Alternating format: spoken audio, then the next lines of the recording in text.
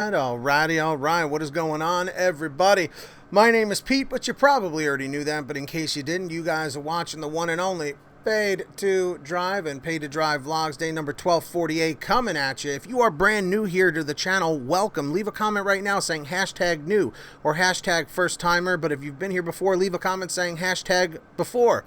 And if you drive for apps like GrubHub, DoorDash, Postmates, Uber Eats, or any of the others, you should definitely be subscribed to this channel with all notifications turned on. That's the little bell next to the red subscribe button. I'll give you a second to do that. And of course, if you could real quick, hit that thumbs up button. It's lonely. Let's see if we can get 200 likes and let's jump into this. So this came from one of our viewers named Robert. So everyone say thank you to Robert. Now this is some really interesting stuff here where drivers are kind of against drivers. Yeah. So listen to this. He says, "Hey Pete, I'm a follower and love all the news and insights you give us. I've been dashing since September of 2020. Did it just to make extra cash because I have 5 kids. It's a big family. What turned into a few days a week turned into me quitting my job and doing it full time. That wouldn't be the first time I've heard this. I only do DoorDash, and thanks to people like you, I make almost triple what I did at my last job." I'm glad to hear that, Robert. "I'm in the Seattle market." Everybody right now, put what market you work in, what market and what state. I'll give you a second to do that. Comment it in the chat or in the comments down below, right? Real quick. "A few days ago, I was at a restaurant having my midday lunch. Across the way sat 3 gentlemen talking. They were talking about DoorDash and what was going on and some ideas they could change it and a few ways to get rid of certain drivers." This is where it gets really interesting. "They were discussing ways to change and make the acceptance rate an actual thing. They were talking about making a minimum 30% to 50% acceptance rate number, talking about deactivating drivers under that number. I don't have to worry about that because my acceptance rate is 92%. But I know good dashers that understand the bottom dollar and they're under 15%. I understand this because who wants to drive 12 miles for $3? I've noticed in the last month getting double orders that have to pay out for $10 and it says 13 miles. I say, okay, only to find it being first order $7 for a big meal, go 2 miles, but the $3 is the 11 miles. Just thought you would know what might be on the horizon. Thank you, sincerely, Robert." So if you guys ever want to send me anything for a video or a question, email it to paidtodrivestories@gmail.com. I have that information in the description down below this video. So, what do I think about this? First off, Robert, thank you for giving us an inside scoop on what other drivers are saying.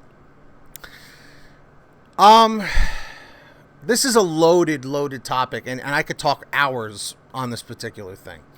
First and foremost, drivers should be working together, not against each other. Secondly, it clearly states in the terms of service, in the contract that you electronically sign when you sign up for these companies, that you as a driver are allowed to pick and choose which orders or jobs or calls or whatever you want to refer to it, offers. You are allowed to reject as many as you want. You can have a 0% acceptance rate.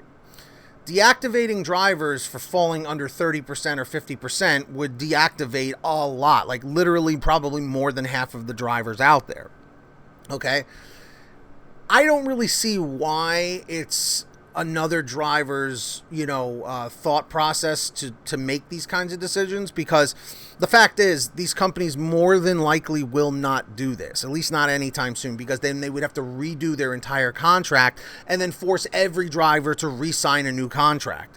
This only happens in really extreme situations.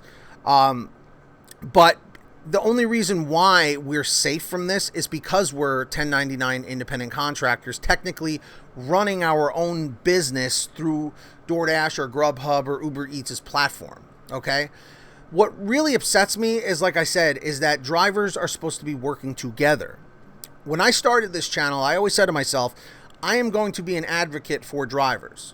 For those of you who don't have a voice, don't make videos or don't post on social media, I'm going to be one of those people to stand up and say, I'm here fighting for the driver. Okay.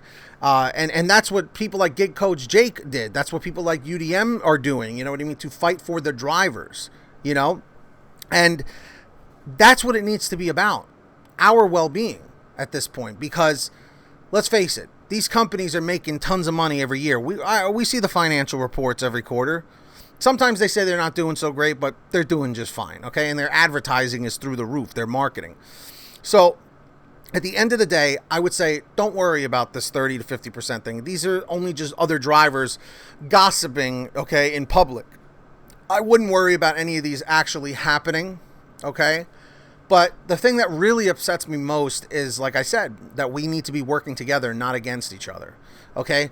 If you want to go and drive for $3 to go drop off something 12 miles away, drive your car into the ground. Waste your gas, okay? Waste your tire tread. You know, we shouldn't be forced to do that, which is why we're not.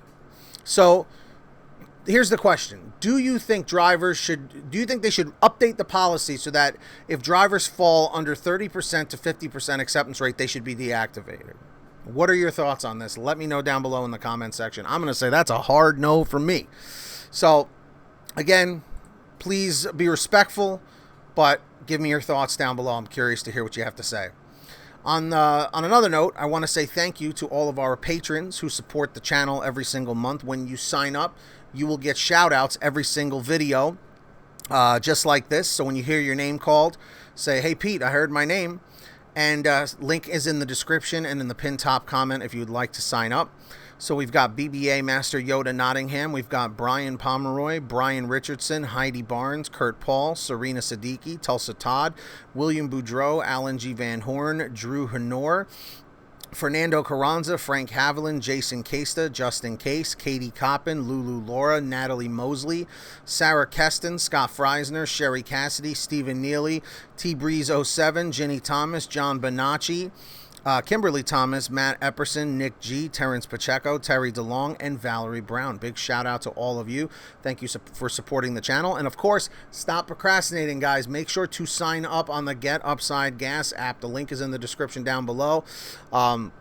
Make sure to download it today for free for your smartphone. All you have to do is pump your gas, print out your receipt, take a picture of your receipt with the Get Upside Gas app, and within 48 hours or so, you'll get anywhere from 15 cents to 45 cents a gallon back, which is pretty fantastic. And if a friend or family member signs up using your code, you'll get paid every time they pump gas. It's called Get Upside. Links in the description. Make sure to download it.